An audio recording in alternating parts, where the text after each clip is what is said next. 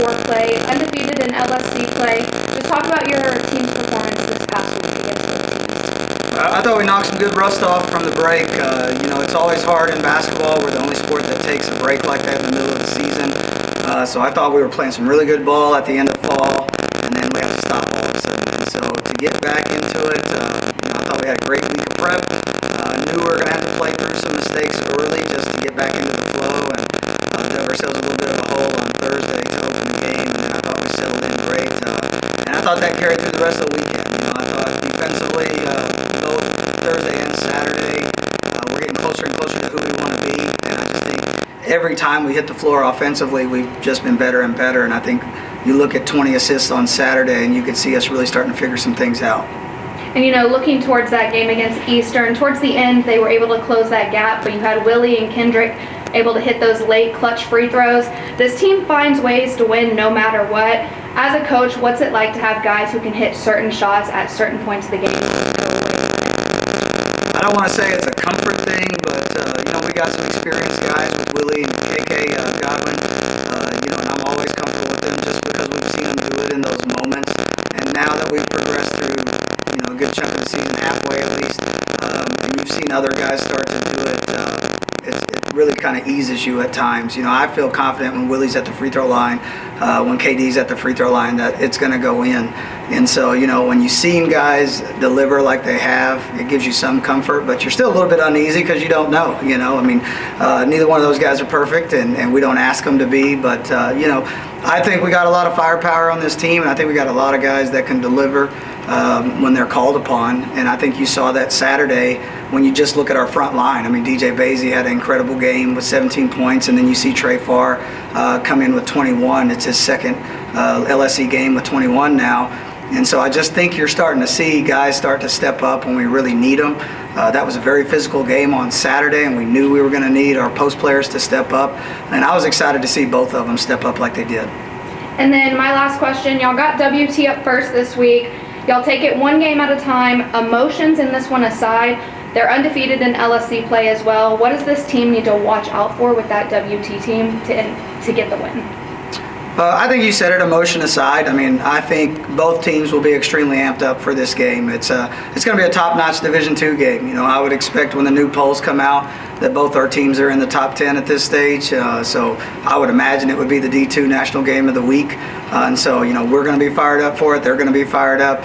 Who's going to have poise? Who's going to be able to just make simple plays and not try to hit home runs is what we always say in the locker room. And if we can make simple plays and we can stay solid defensively, then we're going to put ourselves in position to find some success down there. It's a hard place to play. It's a little bit emotional game for me. I spent a good chunk of my career there. Met my wife there, got married there. So I can tell you, it's fun always going back. And once the ball tips off, it's just back to business at that stage. But, it's a little nerve-wracking at times going back down there with emotions flooding in of memories and things like that, because I had so much fun while I was down there. What's been awesome is coming to Angelo and creating it to where this is now a huge game, and it has been in the past. It's hopefully going to continue to be one as well. But, I'm excited that we're both undefeated, and I'm excited that this is a huge game because it just shows where both of our programs are at right now. All right, Coach, going back to the 2 wins that y'all got over the weekend. Specifically, let's talk about your big man for a second. You've said several times leading up to these 2 games this season that we're really starting to see glimpses of what your big man can be, right?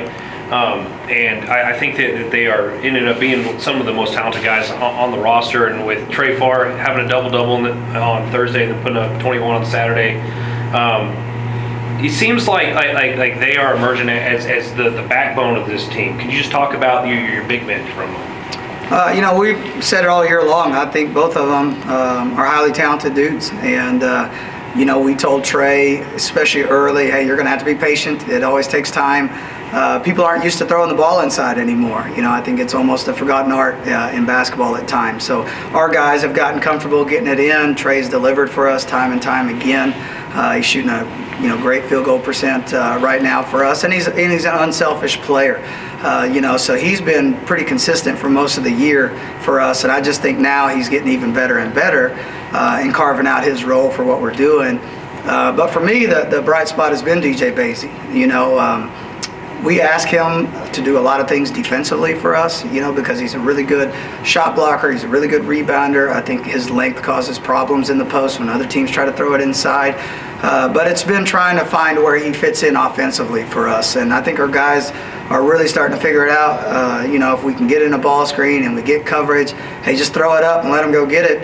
There's not very many people in our league that can jump with him. And so, I think our guys have done a better job of putting him in position of success. And I think he's gotten more and more confident in what we're doing as well. It's taken him a little bit of time to get comfortable in our offense.